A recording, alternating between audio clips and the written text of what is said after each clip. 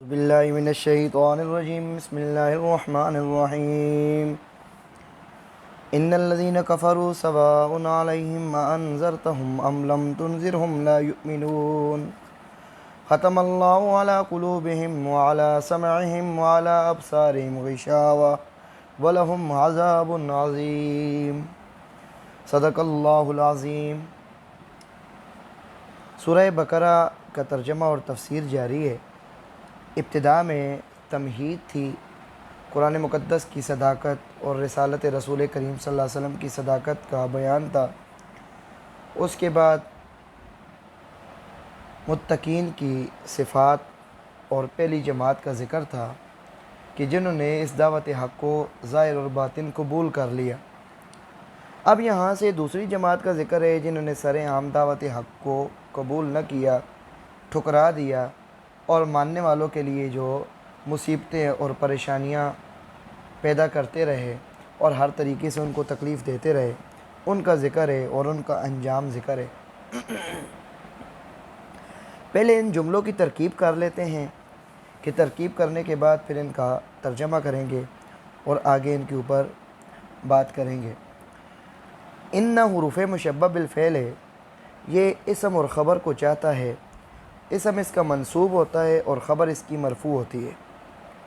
جیسے فارسی کے اندر ترکیب کرتے وقت یہ کہا جاتا ہے ان حرف ظروف مشبہ بالفعل ناصب الاسم رافع الخبر اسم و خبر خیش می طلبت۔ الذین کفروا، یہ موصول اور صلہ مل کر یہ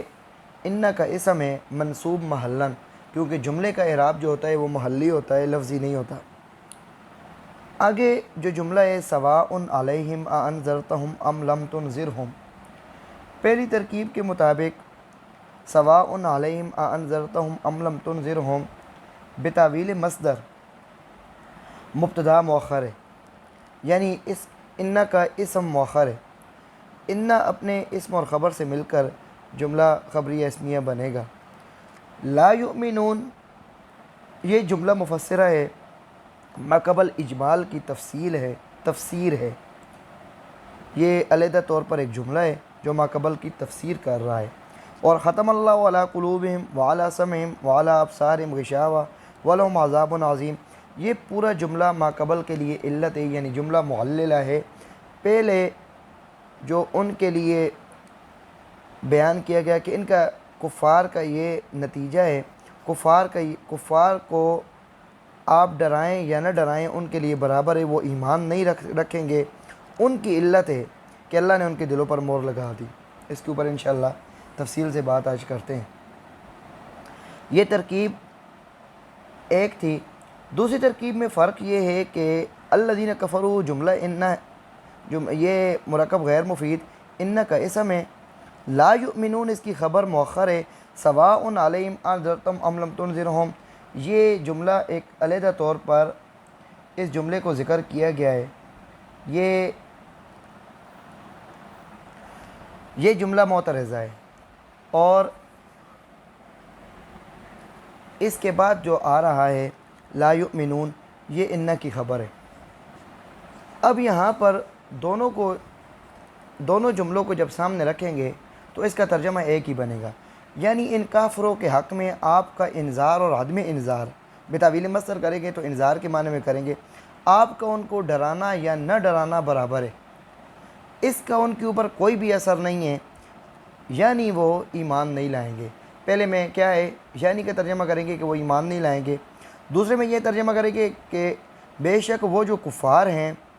وہ ایمان نہیں رکھتے۔ جملہ استنافیہ کیا بنے گا کہ آپ کا ڈرانا یا نہ ڈرانا ان کے لیے کیا ہے برابر، یعنی یکساں ہیں، ان پر اس کا کوئی بھی اثر نہیں ہوگا۔ یہ اس کی ترکیب ہے۔ اب اس کے بعد اس کے الفاظ پر تھوڑی سی بات کرتے ہیں کہ پہلی بات یہ ہے کہ یہ دوسری جماعت کا ذکر ہے جو دعوت حق کو ظاہری اور باطنی طور پر ٹھکرا دیتے ہیں، نہ دل سے مانتے ہیں نہ زبان سے اس کا کیا کرتے ہیں اقرار کرتے ہیں، بلکہ اپنی پوری طاقت سے اس کی کیا کرتے ہیں مخالفت کرتے ہیں۔ اب یہاں پر کفر کی تعریف کرتے ہیں کہ کفر کا معنی ہوتا ہے چھپانا۔ ناشکری کو بھی کفر اس لیے کہتے ہیں کہ محسن کے احسان کو چھپایا جاتا ہے۔ اصطلاح شریعت میں جن چیزوں پر ایمان لانا فرض ہے، اصطلاح شریعت میں جن چیزوں پر ایمان لانا فرض ہے ان میں سے کسی چیز کے انکار کا نام کیا ہے؟ کفر ہے۔ مثلا ایمان کا خلاصہ یہ ہے کہ جناب نبی پاک صلی اللہ علیہ وسلم جو کچھ اللہ تعالیٰ کی طرف سے لائے ہیں اس کا ثبوت قطعی و یقینی ہے، ان سب چیزوں کی دل سے تصدیق کرنا اور حق سمجھنا۔ اس لیے جو شخص رسول کریم صلی اللہ علیہ وآلہ وسلم کی ان تعلیمات میں سے جن کا ثبوت یقینی اور قطعی ہے کسی ایک کو بھی حق نہ سمجھے اور اس کی تصدیق نہیں کرے گا وہ کافر کہلائے گا۔ اس کے بعد لفظ ہے انذار۔ انذار کا مقصد یہاں پر ایسی خبر دینا ہے جس سے خوف پیدا ہو بطور شفقت اور رحمت کے، یعنی ایک شفقت اور رحمت کی بنا پر کسی کو آنے والی مصیبت سے کیا ہے؟ ڈرایا جائے۔ جیسے کوئی بندہ اپنی اولاد کو آگ سے، سانپ، بچھو اور درندوں سے ڈراتا ہے کہ یہ ان سے بچ جائیں، ان کو نقصان نہ ہو، اور کمال شفقت انبیاء علیہ السلام کے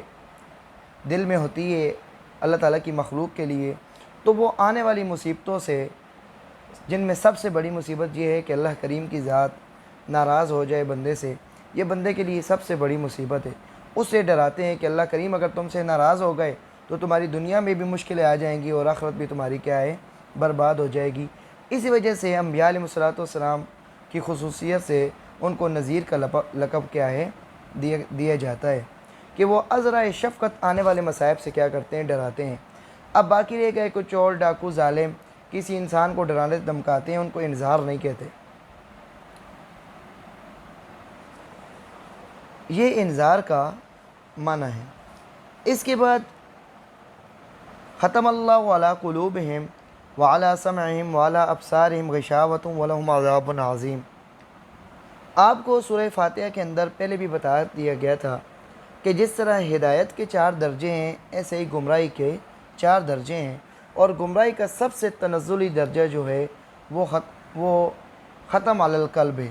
جس کو ہمارے شیخ مولانا حسین علی صاحب رحمہ اللہ رحمۃ واسعہ مور جباریت سے تعبیر کرتے ہیں کہ مور جباریت کی بنا پر اب وہ نفع نہیں اٹھا سکتے، اب وہ ایمان نہیں لا سکتے۔ یہ جملہ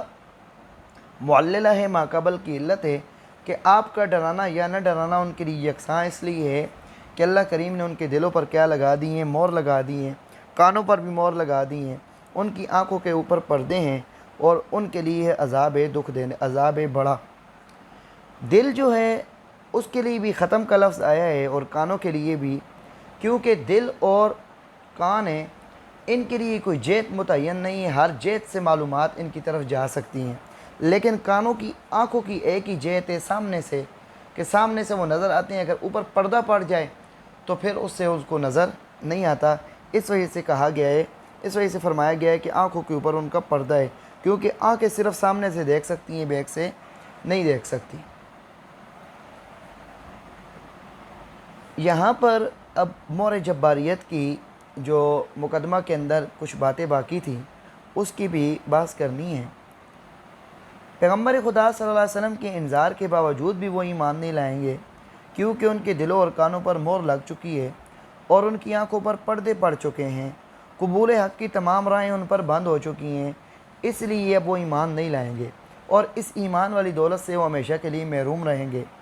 یہاں پر اہل اسلام کے اندر سے جو لوگ اپنی من مرضی کے معنی کرتے ہیں، جماعت کو چھوڑتے ہیں، جماعت کے کیے ہوئے جو معنی ہیں، جو ترجمہ اور تفسیر ہے، ان سے کنارہ کش ہوتے ہیں تو لوگ گمراہ ہوتے ہیں۔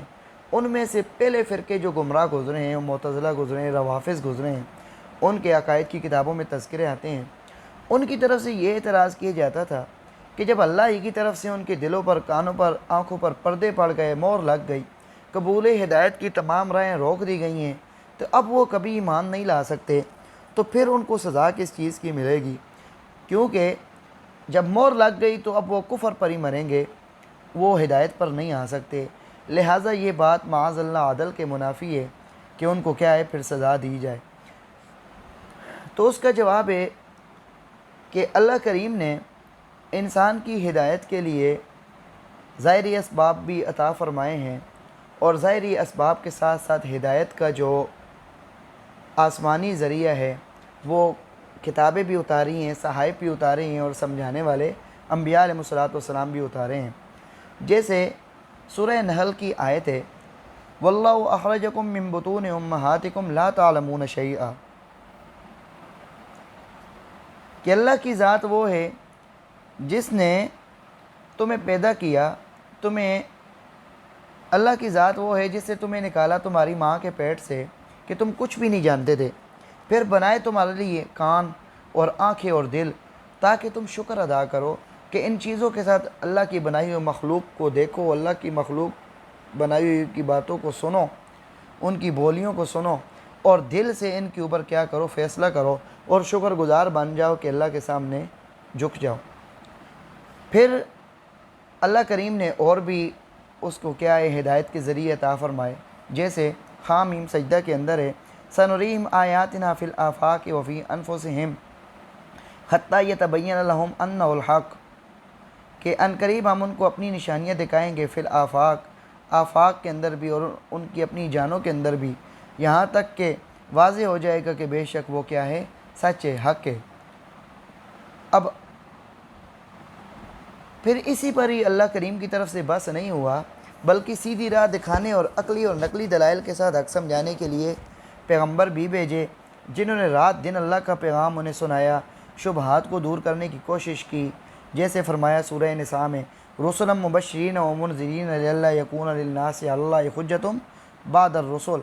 کہ رسول بھیجے خوشخبریاں دینے والے، ڈرانے والے، تاکہ لوگوں کے لیے کوئی حجت باقی نہ رہے کہ وہ کل کو اللہ کے سامنے حجت نہ کر سکیں۔ انبیاء علیہ السلام کے بھیجنے کے بعد اب ان کے پاس کوئی حجت نہیں ہوگی، کوئی ادھر بات نہیں کر سکیں گے کہ ان کے پاس بات کسی نے پہنچائی نہیں ہے۔ اب اس کے باوجود بھی حق ان پر واضح ہو گیا اور انہوں نے حق کو اچھی طرح پہچان لیا، انہوں نے پھر بھی حق کو نہ مانا، ضد اور اناد کی وجہ سے کفر اور انکار پر ڈٹے رہے، نہ آنکھوں سے کام لیا، نہ کانوں سے کام لیا، نہ عقل و شعور کو استعمال کیا، تو اس کا نتیجہ یہ ہوا کہ رفتہ رفتہ کفر و انکار ان کی رگ و ریشہ میں سرایت کر کے ان کی طبیعت ثانیہ بن گیا، اور ان کے حواس بیکار ہو گئے، اور حق کا احساس و شعور ہمیشہ کے لیے ان سے رخصت ہو گیا، اور ان پر گمراہی کی ایک ایسی تاریکی اور ظلمت چھا گئی کہ اب وہ اس سے باہر نہیں آ سکتے۔ گمراہی کی اس کیفیت کو مہر سے تعبیر کیا گیا ہے کہ تو یہ مہر جو لگی ہے تو وہ قانون تکوینی کے تحت اپنے اسباب و علل کی بنا پر لگی ہے۔ جب کوئی شخص حق کو پہچاننے کے بعد محض ضد و اناد کی وجہ سے اپنے ارادے سے اور اختیار سے کفر کو ایمان پر ترجیح دیتا ہے، تو اس سے ایمان کی توفیق کیا ہے، سلب کر لی جاتی ہے، اس کے حواس بیکار ہو جاتے ہیں۔ جیسے قرآن مقدس میں خود ارشاد ہے فما اغنی عنہم سمعہم ولا ابصارہم ولا افئدتہم من شیء اذ کانوا یجحدون بآیات اللہ، کہ نہ اب ان کے کان ان کو فائدہ دیتے ہیں، نہ ان کی آنکھیں، نہ دل، کچھ بھی، جب انہوں نے ہماری آیات کا انکار کیا۔ دوسرے مقام فرمایا وَمَن یُشَاقِقِ الرَّسُولَ مِن بَعْدِ مَا تَبَيَّنَ لَهُ الْهُدىٰ، ہدایت کے واضح ہونے کے بعد بھی جس نے نبی پاک صلی اللہ علیہ وسلم کی مخالفت کی اور اس نے مومنین کے راستے کو چھوڑ دیا، تو ہم اس کو اس طرف پھیریں گے جہاں وہ پھر رہا ہے، اور ہم اس کو جہنم میں داخل کریں گے، اور وہ برا کیا ہے، ٹھکانہ ہے۔ مور جباریت ہمارے حضرت شیخ مولانا حسین علی صاحب رحمہ اللہ رحمۃ واسعہ کی ایک اصطلاح ہے، جو تفسیر پڑھنے والے کو، پڑھانے والوں کو حضرت ہمارے کیا کرتے تھے، واعظ کرتے تھے اور وہ سمجھاتے تھے۔ اس کا خلاصہ یہ ہے کہ اس کو ہم 3 عنوان میں تقسیم کرتے ہیں۔ پہلا عنوان ہے کہ مور جباریت سے مراد کیا ہے، دوسرا عنوان ہے مور جباریت کیوں اور کب لگائی جاتی ہے، اور تیسرا عنوان ہے مور جباریت لگاتا کون ہے۔ پہلے عنوان کے تحت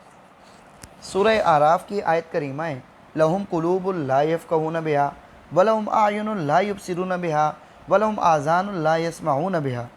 ان کے دل ہیں کہ وہ سمجھتے نہیں ہیں، آنکھیں ہیں کہ دیکھتی نہیں ہیں، کان ہیں کہ سنتے نہیں ہیں، اولئک کالانعام، وہ تو چوپاؤں کی طرح ہو گئے ہیں، بلکہ اس سے بھی بڑے گمراہ ہو گئے ہیں،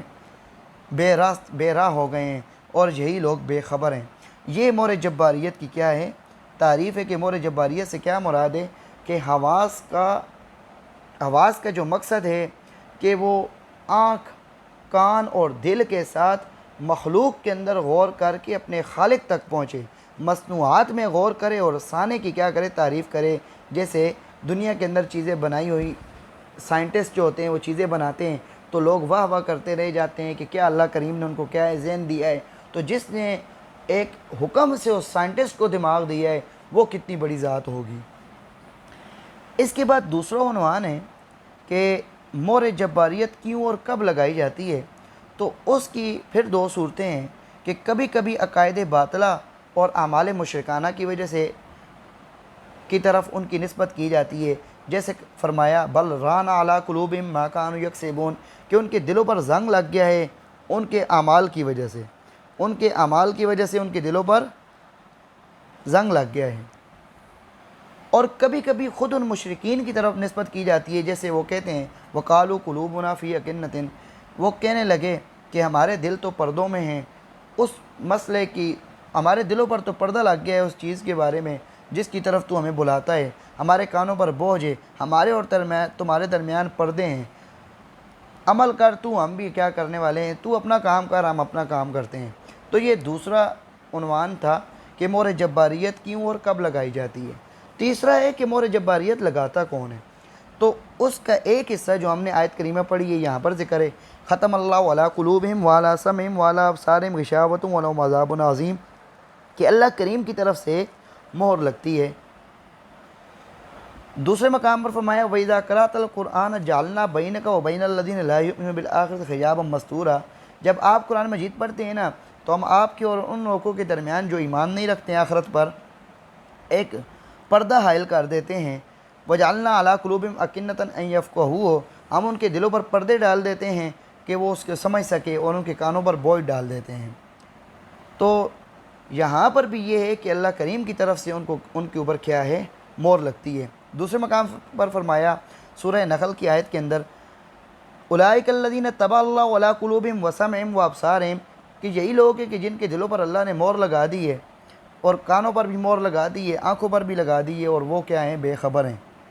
جو مقصد خبر، جس خبر کی انہوں نے ٹو کرنی تھی، جس خبر کے پیچھے انہوں نے پڑھنا تھا، اس خبر کو چھوڑ کر باقی دنیا کے اندر مارے پھر رہے ہیں۔ تو یہ تین باتیں تھیں کہ مہر جباریت سے مراد کیا ہے، مہر جباریت کیوں اور کب لگائی جاتی ہے، اور مہر جباریت لگاتا کون ہے۔ اب قرآن مقدس میں واضح طور پر آتا ہے وَمَا كَانَ اللَّهُ لِيَظْلِمَهُمْ وَلَٰكِنْ كَانُوا أَنفُسَهُمْ يَظْلِمُونَ، اللہ کریم کی ذات نہیں ان پر ظلم کرتی لیکن وہ اپنی جانوں پر خود ظلم کرتے تھے۔ اور یہاں پر بھی سورہ نحل کی مکمل آیت کے اندر یہی ہے ذَلِكَ بِأَنَّهُمُ اسْتَحَبُّوا الْحَيَاةَ الدُّنْيَا عَلَى الْآخِرَةِ، کہ انہوں نے دنیا کی زندگی کو آخرت پر ترجیح دے دی ہے، دنیا کی زندگی کو آخرت پر پسند کر دیا ہے، اور اللہ تعالیٰ کافر قوموں کو کیا ہے، ہدایت نہیں دیتے۔ اولئک الذین طبع اللہ علی قلوبہم، یہی لوگ ہیں جن کے دلوں پر اللہ نے کیا لگا دی ہے، مہر لگا دی ہے۔ تو پہلے بھی بات بیان ہوئی ہے کہ جو شک والے لوگ ہوتے ہیں وہ گمراہ ہوتے ہیں، پھر آگے جو جھگڑا کرتے ہیں، حق کے ساتھ مقابلے کرتے ہیں، ان کے دلوں پر کیا لگاتے ہیں، اللہ تعالیٰ کی طرف سے مہر لگ جاتی ہے۔ اس کو ایک مثال کے ساتھ سمجھیں کہ اگر کسی بندے کو ایسا مرض لائق ہو جائے جو جان لیوا ہے، اب وہ کسی مشفق طبیب یا ڈاکٹر کے پاس جائے اور ڈاکٹر اس کو بولے کہ یہ دوا استعمال کرو ورنہ تمہاری مرض آخر تک چلی جائے گی، لا علاج ہو جائے گی، تو وہ مریض ڈاکٹر سے بھی زیادہ سمجھدار بننے کی کوشش کرے اور اس کو برا بھلا کہے اور اس کی دوا کو استعمال نہ کرے اور اس کو کیا ہے، پھینک دے، تو اب اس کی مرض جب انتہا پر پہنچ جائے گی تو طبیب اب فیصلہ کر دے گا کہ اب تمہارا کوئی علاج نہیں ہے، اب تم کیا ہے، بس اپنے دن گنو کہ تمہارے جتنے دن ہیں بس وہ گزارو۔ یہ مراد ہے مہر جباریت کا۔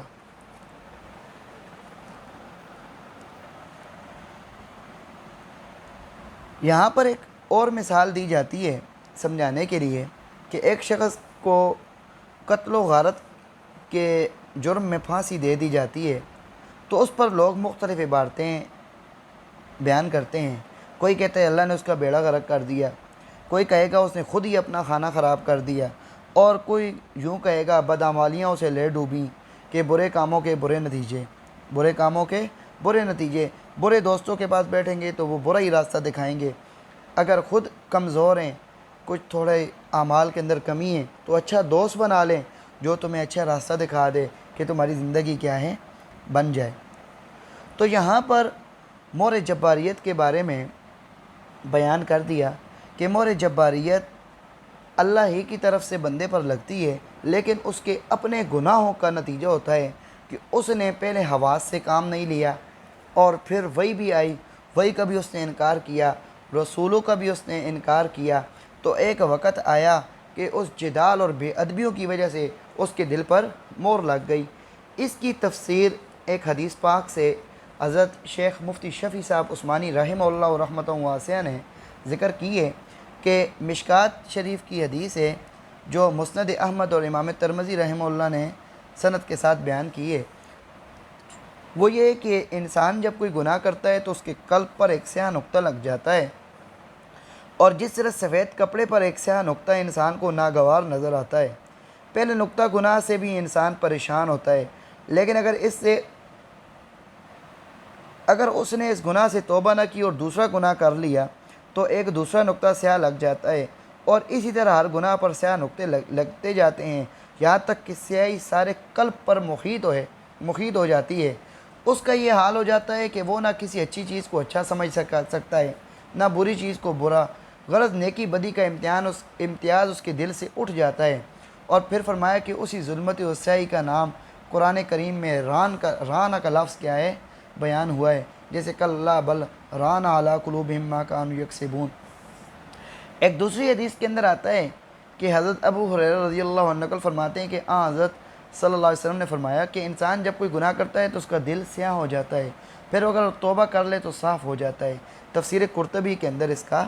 ذکر ہے۔ تو یہ ختم اللہ علی قلوبہم، اللہ ہی نے ان کے دلوں پر مور لگائی ہے، لیکن کس وجہ سے لگائی ہے؟ کہ ان کے اپنے اعمال ایسے تھے کہ جن کی سزا یہ تھی کہ ان سے قیمتی چیز لے لی جائے۔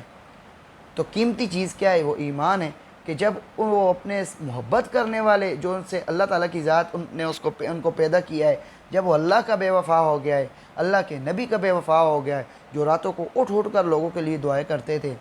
اتنی عبادت کرتے تھے کہ پاؤں مبارک سوج جاتے تھے، حالانکہ وہ خود بخشائے تھے، تو انہوں نے ساری ہمارے لیے دعائیں کی ہیں، اور ان کا جو مخالف ہو گیا، قرآن جیسے نور کو جس نے چھوڑ دیا، تو اب اس کی سزا یہ ہے کہ اس سے قیمتی چیزیں لے لی جائیں، وہ دھکے کھائے دنیا کے اندر، دنیا کے لیے قیمتی چیز وہ کیا ہے؟ ایمان ہے۔ اللہ کریم ہمارے ایمان کو محفوظ فرمائیں اور ہمیں ہدایت کے درجوں پر ترقی عطا فرمائیں، اور ہر وہ راستہ جو اللہ سے ہمیں دور لے جائے، اللہ کے نبی سے ہمیں دور لے جائے، اہل بیت سے ہمیں دور لے جائے، صحابہ کرام اولیاء کرام سے ہمیں دور لے جائے، اس راستے سے ہمیں محفوظ رکھے، اپنی پناہ میں رکھے، اور قیامت کے دن اپنے پیارے حبیب کی شفاعت عطا فرمائیں، اور جہاں پر اس کے محبوب لوگوں کے گھر ہوں جنت کے اندر، وہاں پر ہمیں بھی گھر عطا فرمائے اپنے معاذ و کرم اور لطف سے۔ آمین ثم آمین۔